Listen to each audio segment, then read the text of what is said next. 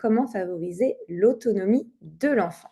Donc déjà, on va revoir un petit peu ce que c'est que l'autonomie, même si je sais que vous avez toute une idée. C'est important de avoir une définition pour bien expliquer vers quoi notre travail tend, surtout pour l'expliquer aux parents.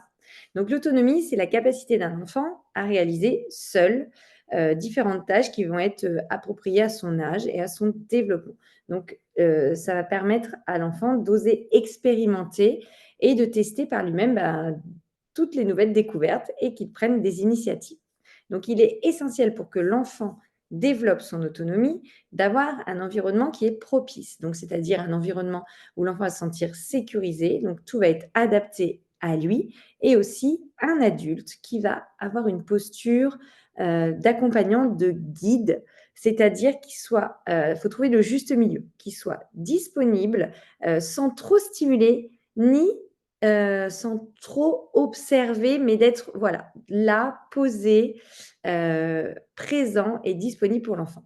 Plus le cadre va être sécurisant, plus l'enfant va pouvoir apprendre par lui-même. Donc, il va pouvoir faire, se tromper, se relever, recommencer. Toutes ces erreurs vont être des opportunités pour lui d'apprentissage. L'enfant apprend de ses erreurs. Donc, chaque enfant avance à son rythme et en fonction de ses besoins. Et du coup, également de l'environnement dans lequel il évolue. Donc, en tant que pro de la petite enfance, vous avez un vrai rôle sur l'aménagement de cet environnement pour développer l'autonomie de l'enfant. Alors, maintenant, on va parler des 4 composantes de l'autonomie. La première, c'est la composante motrice. Donc, au niveau moteur, c'est la capacité de l'enfant à utiliser son corps pour accomplir les différentes tâches de manière autonome et indépendante. Donc, par exemple, réussir à manger, à s'habiller, à se déplacer. Donc, au début, un petit bébé à se retourner, à lever la tête. Donc, voilà, toutes les capacités au niveau du corps. Ensuite, au niveau de l'autonomie, il y a aussi tout ce qui va être de l'ordre de l'émotionnel. C'est la capacité à reconnaître, à exprimer et à réguler ses propres émotions sans dépendre de quelqu'un d'autre, donc sans dépendre constamment de l'adulte. Donc, le gros point essentiel pour les jeunes enfants, c'est de mettre des mots sur leurs émotions et d'apprendre à gérer leurs frustrations. Donc, plus on va apprendre à gérer ses frustrations, plus on va devenir autonome. On développe l'intelligence émotionnelle. Dans l'autonomie aussi, ce qui est essentiel, c'est le développement social.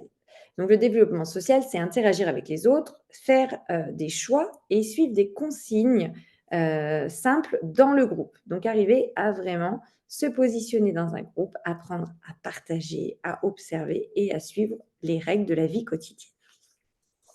Et au niveau cognitif, donc c'est tout ce qui va être au niveau de l'intelligence, c'est la capacité à réfléchir, à résoudre un problème, à prendre des décisions seul. Par exemple, un enfant, il va inventer des petites solutions pour atteindre son but. Si un enfant veut attraper un objet sur une table, eh ben, il va déplacer une petite corbeille ou une petite boîte pour monter dessus pour pouvoir atteindre la table. Donc là, on est sur les bases de la résolution de problèmes, d'inventer une solution.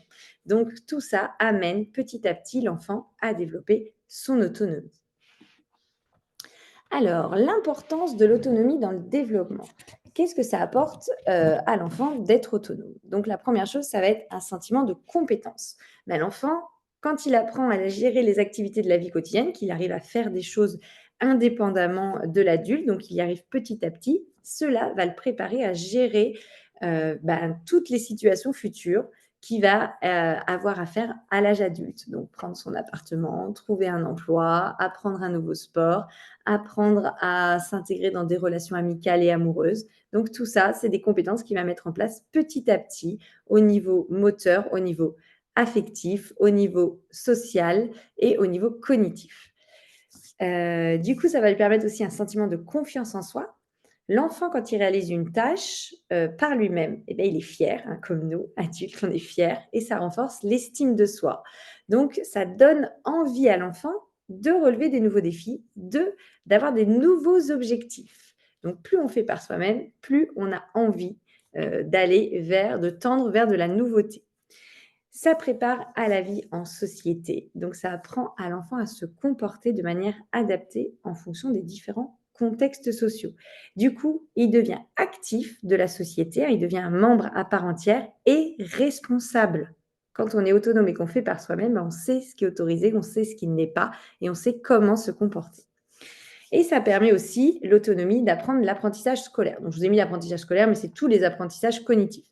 Parce que quand on fait par soi-même, eh ben, ça stimule la curiosité naturelle et la capacité à apprendre par le fait qu'on ait fait des essais et des erreurs. Donc, l'enfant, il développe sa capacité il prend du recul, du coup, ça lui développe l'analyse, la réflexion et la mémorisation. Donc, offrir de l'autonomie à l'enfant, ça lui permet de devenir un adulte de demain, confiant, responsable, capable de s'intégrer dans une société tout en cultivant son plein potentiel. Donc, je ne peux que vous encourager à développer l'autonomie des enfants pour l'adulte qu'il sera demain. Alors, on va revoir les étapes naturelles du développement. Donc, de 0 à 12 mois, tout ce qui va d'abord être plus sensoriel et moteur, 12-24 mois sur l'affirmation de soi et 24-36 mois sur l'exploration des routines et la consolidation de l'autonomie. Alors, pour les enfants de 0 à 12 mois, donc les petits. Les petits, ils apprennent par leurs 5 sens et en se déplaçant, hein. C'est vraiment les gros enjeux. Donc, l'enjeu, c'est de permettre à l'enfant de découvrir le monde par ses sens et par le mouvement. Donc, l'objectif de l'adulte, ça va être d'offrir un environnement sécurisant où l'enfant va pouvoir toucher, sentir, regarder et en même temps se déplacer. Donc, je vous ai refait les étapes essentielles au niveau moteur, alimentation et des petites choses du quotidien. Donc, le bébé, il commence par lever sa tête. Après, vers 6 mois, il va attraper des petits objets et il va manipuler. À 9 mois, alors c'est entre 7 et 10 mois, il s'assoit, après il rampe, il commence doucement à se mettre debout. Donc là, on est plus vers 10-11 mois. Et entre 12 et 18 mois, il fait ses premiers pas sans aide. Au niveau de l'alimentation, à 6 mois, l'enfant est capable de saisir des morceaux de nourriture avec ses doigts. Hein, il ne va pas encore bien pouvoir, il va des fois trop les serrer, il va des fois les lâcher au mauvais moment, mais il est capable de les saisir. Et à 10-12 mois, il peut tenir une cuillère et amener la nourriture à la bouche, bien sûr avec des éclaboussures, hein. Il n'est pas encore expert, mais il peut commencer vraiment. Et pour le côté soin, donc vous pouvez faire participer l'enfant en lui demandant de lever les bras, pour être habillé et déshabillé. Et tenter de mettre des objets simples dans un panier ou une boîte. Donc de lui montrer, là, regarde, tu peux mettre, je sais pas, les petites balles ici, dans cette boîte. Donc le rôle de l'adulte pendant la première année, ça va être de donner des objets faciles à saisir à l'enfant. Donc de bien observer les enfants, ce qui va être facile ou pas pour eux. Alors, des fois, on veut donner des objets sensoriels, mais ce n'est pas forcément simple à attraper. Donc vraiment partir de l'observation. Qu'est-ce que l'enfant arrive bien facilement à saisir? Et du coup, on lui offre un maximum d'objets de cette forme-là. Mettre des aliments mous et sécurisés à disposition pour l'auto-alimentation. Donc, si vous faites la DME, il y a plein de règles à respecter. Donc ça, n'hésitez pas à vous renseigner sur ce sujet-là, mais n'hésitez pas déjà à donner des petits bouts de pain, des petits boudoirs quand l'enfant que l'enfant va pouvoir saisir par lui-même et encourager les mouvements libres. J'avais animé un atelier sur Amy Picler, sur la motricité libre. Donc, n'hésitez pas, si le sujet vous intéresse, vous pourrez le trouver en replay sur comment proposer un environnement et du matériel qui va permettre à l'enfant de se mouvoir en toute liberté. Ensuite, pour les 12-24 mois, donc c'est le début des actions. L'enfant veut faire par lui-même, hein, je veux faire tout seul et en même temps s'affirmer. Donc l'enjeu, c'est de soutenir ses premières acquisitions.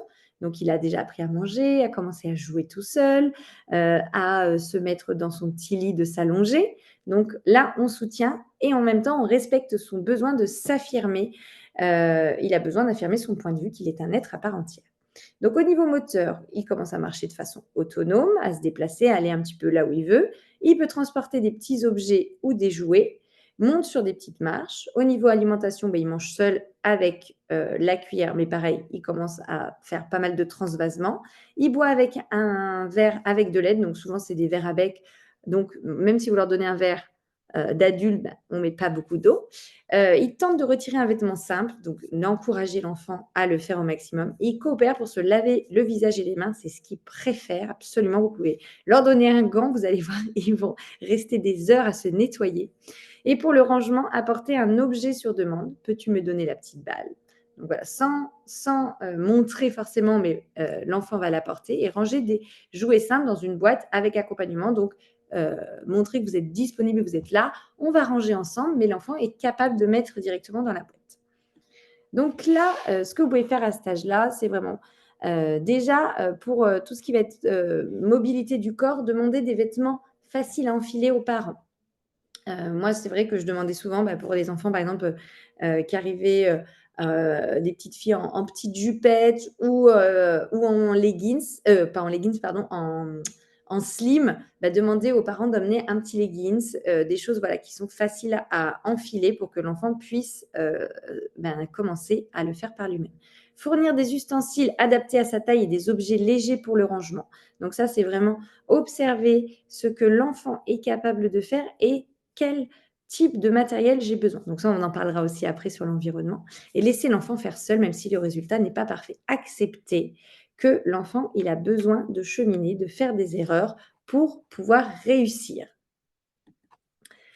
Ensuite, 24-36 mois. Donc là, le gros enjeu, c'est de renforcer l'autonomie de l'enfant tout en intégrant des routines pour que l'enfant arrive à anticiper ce qui va se passer. Donc au niveau moteur, il arrive à courir, grimper, il commence à pédaler sur un tricycle ou une draisienne, il utilise la cuillère, il boit sans couvercle, donc il arrive vraiment à boire comme les adultes.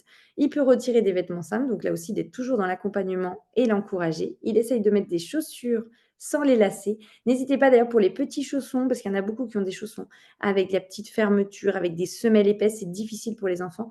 Demandez, moi c'est ce que je demande au maximum, les petits chaussons souples avec un élastique. Comme ça, l'enfant peut le faire en autonomie. Comme par exemple pour les bavoirs. Essayez d'avoir des bavoirs avec des élastiques plutôt que des petites pressions, parce que l'enfant ne peut pas le faire par lui-même.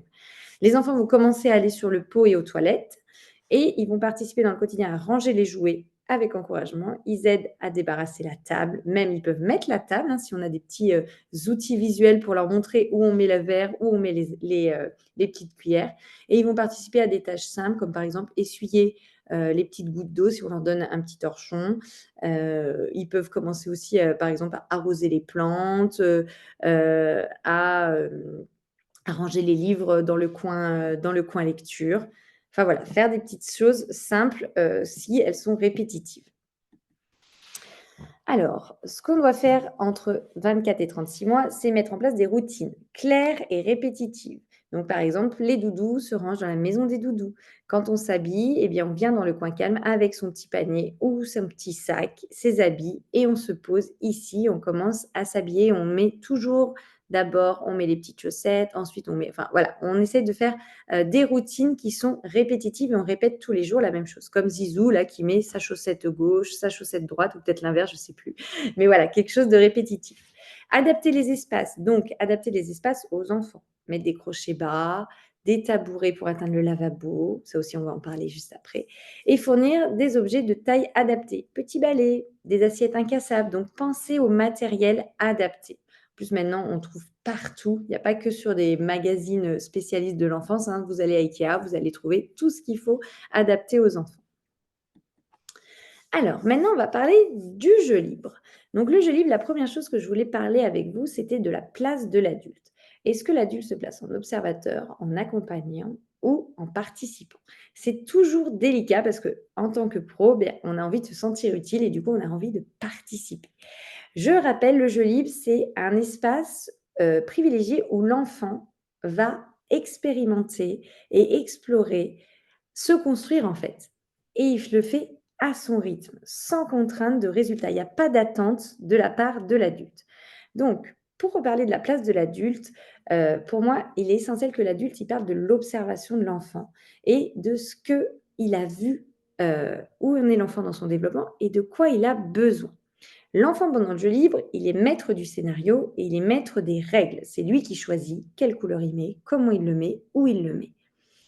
Rappelons que les enfants, ils sont très souvent contraints. Eux, ils ne choisissent pas comment va se dérouler la journée. C'est l'adulte qui va faire ce choix. Et du coup, l'agent stresseur le plus important chez l'enfant, c'est la contrainte. Donc, quand on peut proposer des espaces de jeu libre, c'est important que l'enfant soit vraiment libre et qu'il n'y ait aucune attente. Donc, quand il entre dans le jeu libre, l'adulte, c'est important qu'il se laisse guider par l'enfant, qu'ils soutiennent l'exploration, la découverte de l'enfant, mais sans diriger. On a toujours tendance, par exemple, quand un enfant nous amène un jeu, donc si par exemple un enfant nous amène une assiette de dinette avec des petites voitures, de «Oh, tu m'as préparé une tarte de voiture, c'est délicieux!» ou alors «Ah, c'est quoi? Ah, c'est de l'abricot, c'est de la soupe!» et en fait, on va encourager l'enfant à rentrer dans le dialogue, alors que l'enfant, il était dans sa petite préparation, il était en train de développer autre chose. Et donc, du coup, si on est là sans diriger avec des questions ou des propositions, on va laisser l'enfant aller vers ce qu'il a besoin au niveau moteur, au niveau émotionnel, au niveau cognitif. Quand on pose des questions à l'enfant, l'enfant va avoir envie d'interagir avec nous et ça va le couper dans son jeu. Donc, pour moi, les 3 choses dans lesquelles vous pouvez vraiment participer, ça va être si un enfant vous sollicite et qu'il a une difficulté. Par exemple, il n'arrive pas à mettre un objet, il commence à s'énerver et là, il vous regarde et il vous tend l'objet. Donc laissez l'enfant faire une demande. Ne pas être dans l'hypervigilance et intervenir tout de suite parce qu'en fait, ça ne développe pas du coup le cognitif, l'enfant n'essaye pas par lui-même. Si à chaque fois que l'enfant est en difficulté, on intervient sans attendre qu'il demande, il n'apprendra pas à essayer et à demander. Donc moi, quand je vois un enfant qui est en difficulté, je le regarde, je suis à côté et j'attends. Et si je vois qu'il s'énerve, je dis: «Je vois que tu es frustré, tu n'arrives pas à mettre l'objet, voilà, la croix, dans la petite boîte, dans la petite boîte de forme. Est-ce que tu as besoin que je t'aide?» Donc si l'enfant fait un petit oui, eh bien tu me demandes: «Aide-moi Marie» et du coup je formule pour que l'enfant apprenne à faire la demande. Donc pour moi, la première chose, c'est intervenir dans le jeu libre si l'enfant ressent une difficulté et fait une demande ou on apprend à faire une demande. Ensuite, si l'enfant demande un échange, donc s'il vient et qu'il nous tend des jeux, donc il nous tend la petite assiette, les petites choses, on prend et on dit: «Merci» et on regarde l'enfant. Mais on va pas forcément aller vers des questions, vers des propositions. Juste, on tend et on le regarde et on fait une petite phrase. Ou alors, si l'enfant aussi a besoin de valorisation. Là, si par exemple, il a fait quelque chose, donc là, par exemple, la petite fille qui construit sa tour. «Oh, regarde Marie ce que j'ai fait!» Waouh! Donc là, juste un sourire, une mimique, un bravo, ça suffit. Il y a pas besoin de: «Oh là là, tu en as mis 3, tu en as mis 6, tu en as mis 8, tu as mis tous les verres». Non, juste on valorise et on laisse l'enfant dans son expérimentation. Donc pour moi, dans l'intervention et la place de l'adulte, on est plus dans l'observation et on ne part participer juste si l'enfant ressent une difficulté et fait une demande, si l'enfant a un besoin d'échange, mais avec juste une petite phrase «merci» ou on tend la main et on répond à l'enfant et si l'enfant a besoin de valorisation, on va faire une mimique, un geste, un petit bravo, mais sans relancer pour laisser l'enfant vraiment maître du scénario. L'adulte, il soutient et il permet à l'enfant de développer sa créativité sans influencer. Moi, par exemple, j'ai appris en coaching, l'accompagnement par le jeu. Donc quand j'ai des enfants qui ont des difficultés, je vais plus décrire leurs actions et leurs émotions et rester dans l'observation pour vraiment montrer que je suis là. Donc si par exemple un petit tourne autour de la table et veut jeter des objets, ben, je te vois tourner autour de la table. Tu veux choisir quelque chose, tu hésites. Donc moi, je vais plus être dans la description. Mais là, on est plus dans le coaching que dans l'accompagnement, du quotidien. Donc ensuite, qu'est-ce qu'apporte le joli? Parce qu'il apporte plein de choses, au-delà de parler de la place de l'adulte. Donc déjà de la prise d'initiative. En choisissant son jeu, ben, l'enfant, il renforce sa capacité de prendre des décisions. Donc plus il va grandir, plus il aura la facilité de choisir. Parce qu'en fait, il va développer ses règles et ses objectifs dans son jeu. Un adulte qui n'arrive pas à prendre des décisions, qui n'arrive pas à choisir, qui n'arrive pas à exprimer une opinion, c'est souvent que enfant, il n'a pas pu choisir son jeu. Donc vraiment, je vous invite au maximum à laisser les enfants prendre l'initiative de choisir leur jeu, choisir la façon dont ils veulent jouer. Ça permet aux enfants aussi d'apprendre à résoudre des problèmes. Donc il apprend, à résoudre, ses petits défis, hein. Ça développe sa pensée critique: «Ah quand je fais ça, ça marche pas, mais si je me mets sur le côté ou si j'observe de cette manière, là je réussis». Ça apprend aussi à l'enfant à gérer son temps et son espace. Donc ça apprend à organiser son temps de jeu, à explorer aussi son environnement, comment je peux me positionner sur le tapis. Ça lui donne une meilleure, maîtrise de l'espace. Ça lui permet aussi de développer sa créativité. Donc, sans directive, le jeu livre va stimuler l'imagination de l'enfant et ça va lui permettre, de développer ses idées et de penser par lui-même, que ce soit pas toujours l'adulte qui choisisse pour lui. Lui aussi, il a sa façon de penser, son imaginaire. Et ça renforce la confiance en soi. Bien sûr, l'enfant se sent fier et c'est essentiel pour développer une autonomie durable. Donc, plus on laisse les enfants en jeu libre, plus ça développe pour eux l'autonomie dans toutes ses dimensions. Donc ça, n'hésitez pas à le dire aux parents qui vous demandent quelle activité il a fait aujourd'hui. Déjà, le jeu libre, c'est une vraie, ça permet vraiment à l'enfant de développer énormément de capacités cognitives, motrices et émotionnelles. Alors, créer un environnement propice. Donc, on en a déjà assez parlé, mais je vais aller dans les détails. Donc, un espace accessible. Donc, essayez de penser au maximum dans votre espace que tout soit à hauteur d'enfant. Des meubles, des étagères, des porte-manteaux, pour que l'enfant puisse y accéder sans aide. Si vous avez des placards en hauteur, essayez vraiment de peut-être proposer, trouver des petites étagères ou de proposer des petits plateaux d'inspiration, par exemple Montessori, que vous allez pouvoir mettre à hauteur d'enfant.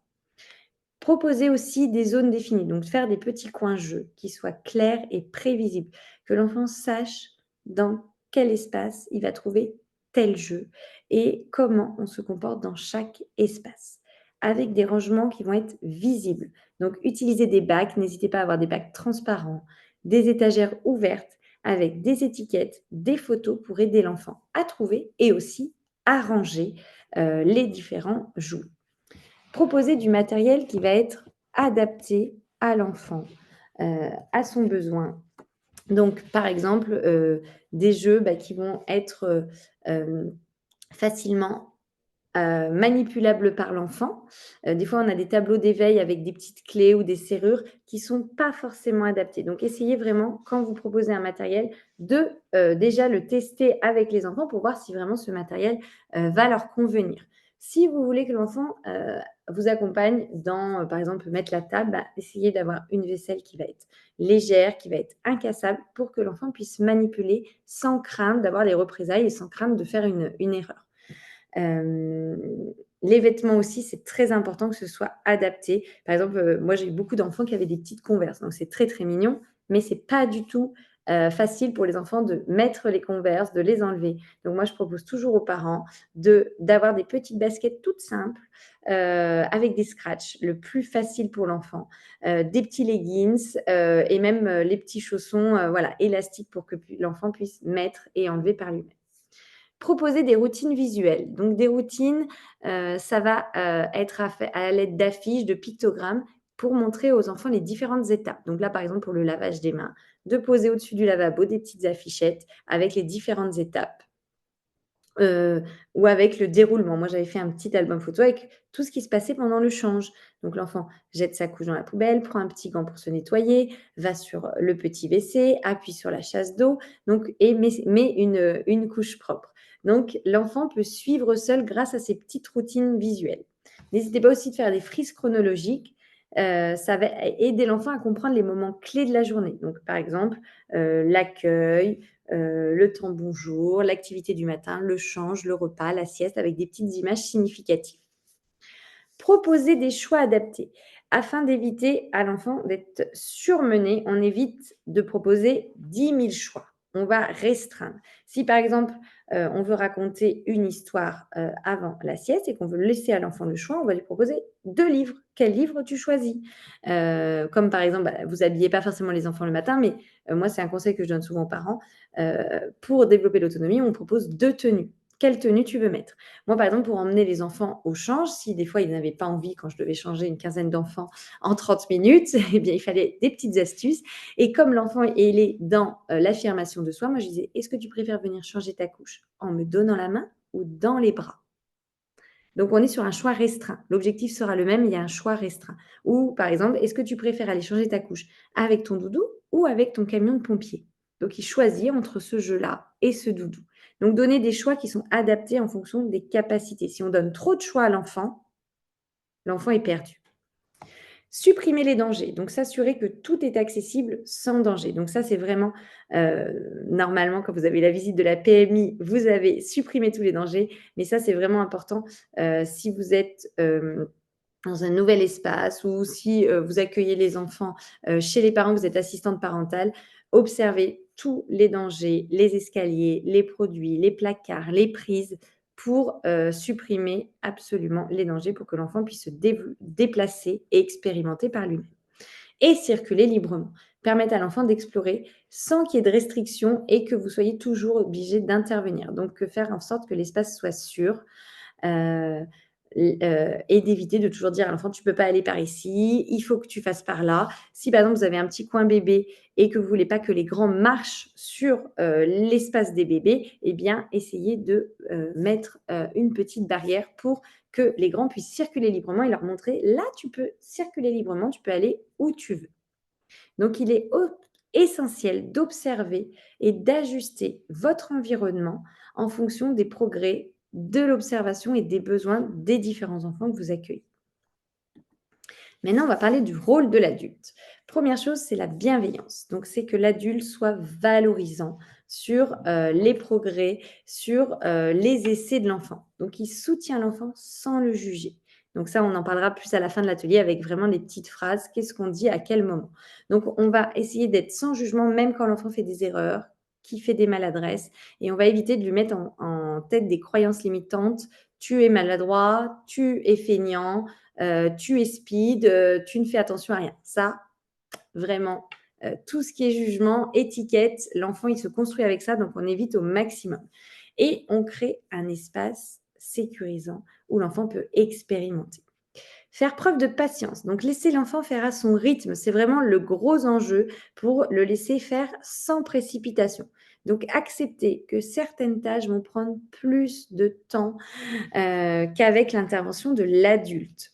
Comme par exemple, à la fin du repas, quand on laisse le petit gant à l'enfant, eh bien, on sait que l'enfant va nous faire un nettoyage qui va durer peut-être 5 à 10 minutes, alors que si nous, on avait pris le gant, ben, en 2-2, on arrive à nettoyer le petit reste de purée.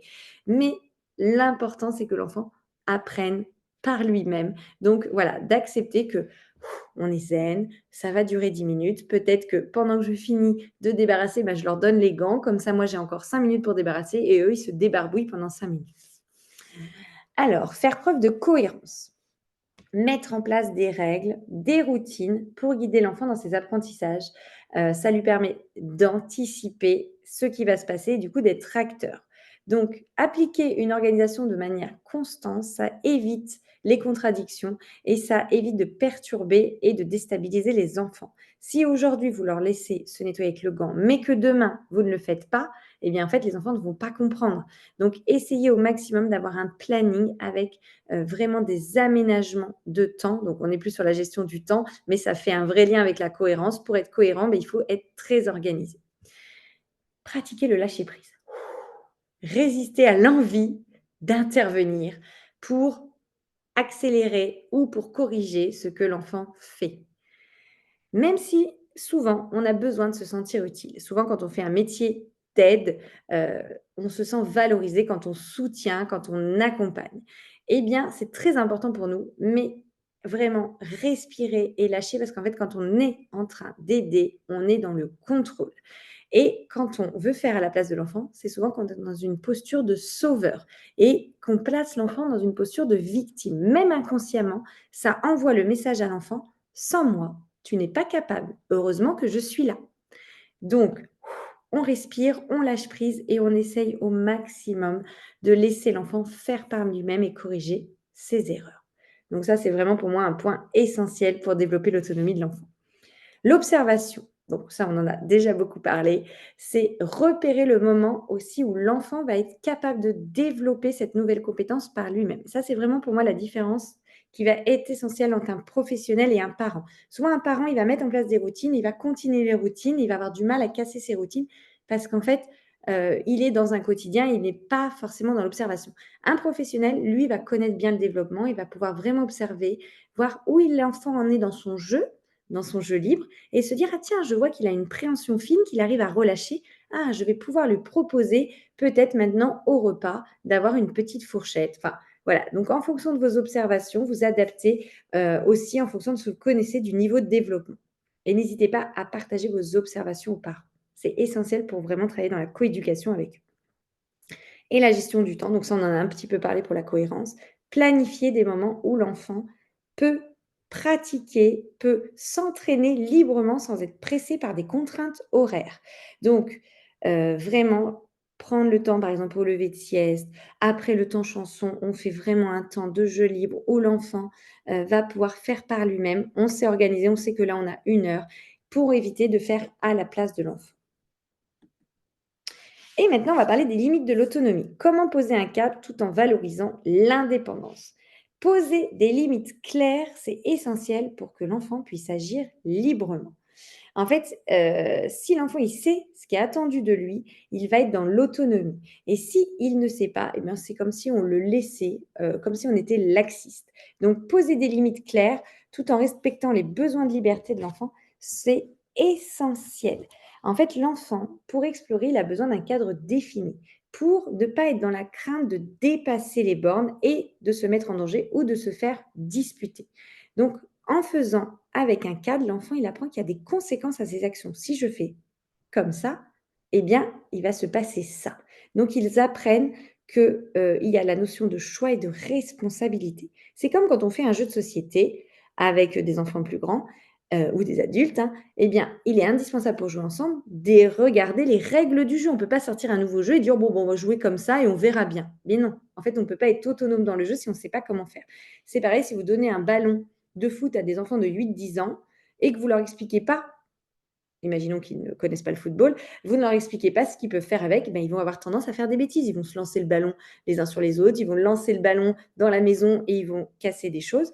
Donc, de leur poser les cadres en disant: «On va aller dans le jardin, on va créer un terrain, on va délimiter et on va poser les règles» et ben, ça leur apprend une conduite à tenir avec un but.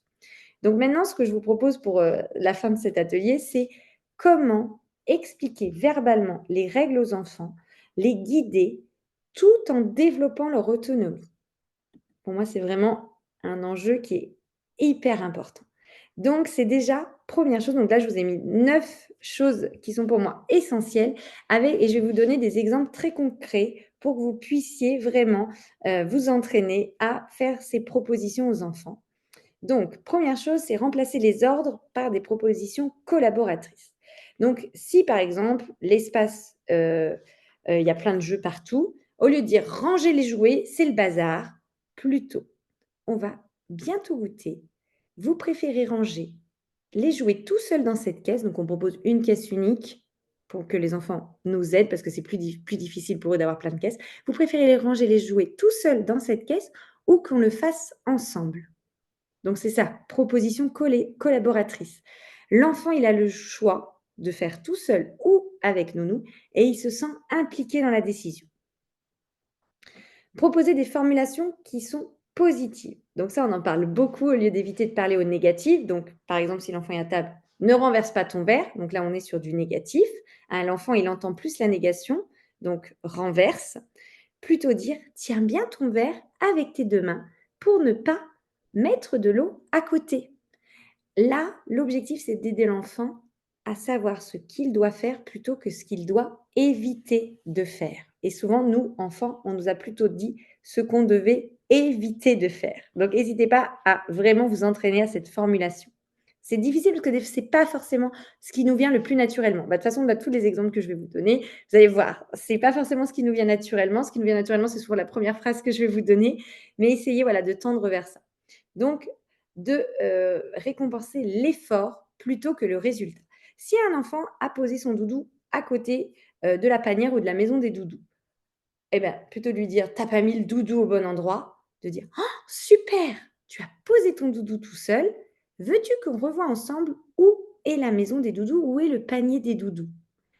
L'objectif, c'est qu'on valorise l'effort. Il a posé son doudou et ça motive l'enfant à persévérer, à recommencer, plutôt que si on lui dit: «Tu pas mis le doudou au bon endroit». On pointe l'erreur. Voyez la nuance? Ensuite, j'en suis où? Reformuler les refus pour offrir une alternative. Donc, au lieu de dire non directement, par exemple, un enfant qui veut aller jouer dehors, on n'a pas fini de goûter. Non, on ne va pas jouer dehors maintenant. Plutôt dire: «Ah, tu veux jouer dehors? Mais c'est une super idée. On va finir la compote, mettre le manteau et on ira».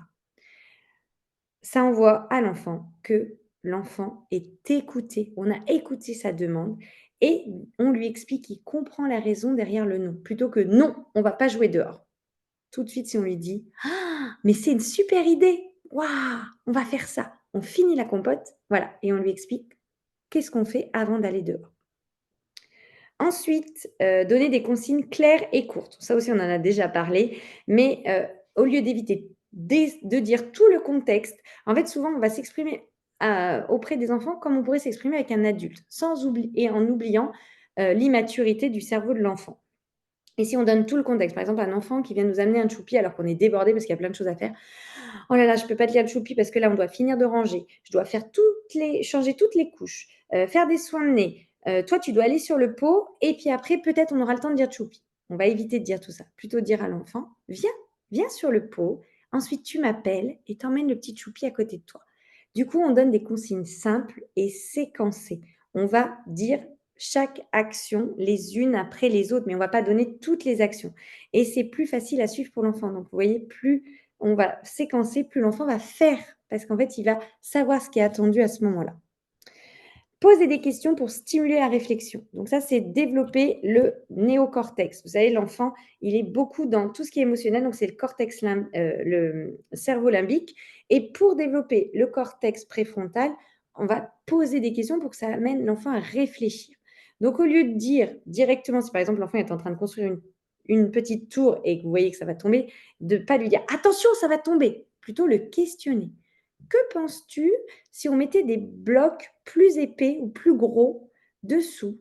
Est-ce que ça tiendrait pas mieux? Qu'en penses-tu?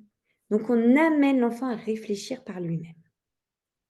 Ensuite, accueillir les émotions. Donc ça, essentiel pour développer l'autonomie émotionnelle, hein, la gestion de la frustration. Si souvent, quand un enfant pleure, on va pas forcément tendre vers l'empathie, mais plus à faire relativiser. Un enfant qui essaye de mettre ses chaussures et qui arrive pas, arrête de pleurer. C'est pas grave si tu n'arrives pas à mettre tes lacets. On essaie de faire redescendre. Ça marche pas. Plutôt dire: «Je vois que tu es frustré. C'est pas facile. Est-ce que tu veux que je te montre?» On montre du coup de l'empathie à l'enfant, on l'aide à se calmer et à trouver une solution ensemble. Et du coup, la prochaine fois quand il aura des difficultés à mettre ses chaussures, il va faire: «J'y arrive pas, est-ce que tu peux m'aider?» C'est ça, il va modéliser ce que vous lui avez montré. Plutôt que si vous lui dites: «Arrête de pleurer, c'est pas grave», il apprend rien là, l'enfant. Utiliser l'humour. Donc l'humour ou faire un petit jeu, ça désamorce toujours. Si par exemple un enfant, vous l'avez changé, vous lui avez demandé de s'habiller tout seul: «Dépêche-toi de t'habiller, tu as vu, tu es encore en couche». Ça servira à rien. Dire: «Oh non, je vois un petit crapaud tout nu». Et si tu veux aller dehors avec les copains, parce que là on va aller dans la cour, il faut s'habiller pour sortir. Donc ça détend l'atmosphère et ça motive l'enfant à s'habiller. Parce qu'en fait, il voit qu'on rigole et qu'on n'est pas dans un ordre et dans quelque chose, qui lui met la pression. Il va avoir envie, il va peut-être se déplacer comme un petit crapaud, sauter vers nous. «Alors petit crapaud, qu'est-ce qu'il met le petit crapaud pour aller dehors? Ah, il a des petites chaussettes et vertes comme un crapaud». Voilà, et on part dans le jeu avec lui. Et toujours encourager. «Ah, je vois que tu as fait beaucoup d'efforts pour t'habiller, mon petit crapaud. Tout seul en plus, bravo! Et demain, tu voudras refaire? Super». Donc on encourage, on valorise. Là, je vous ai mis pour la fin de l'atelier, j'ai répertorié tout ce que je vous ai présenté pendant cet atelier. Donc encourager l'initiative et la prise de décision. Donc tout ça, on l'encourage vraiment en offrant des choix simples, adaptés, 2 choix et on laisse l'enfant dans son jeu libre. On crée des routines visuelles ou des rituels qu'on répète, on est constant. On valorise les efforts plus que les réussites. Bravo! Tiens, rappelez-vous l'histoire du doudou. Tu as posé ton doudou. C'est déjà un bel effort.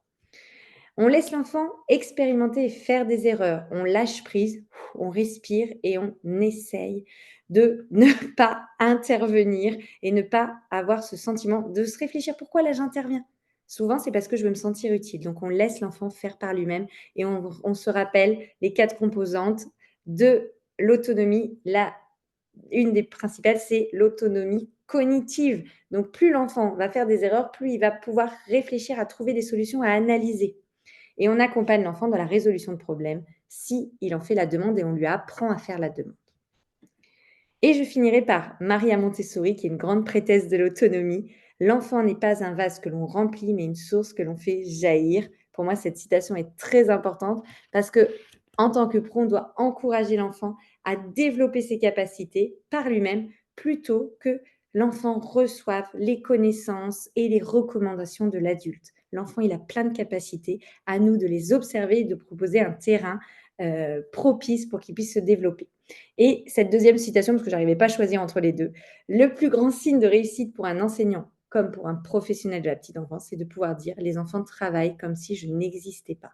Et du coup, on voit cette petite fille qui est en train de faire du tri, de découvrir les formes.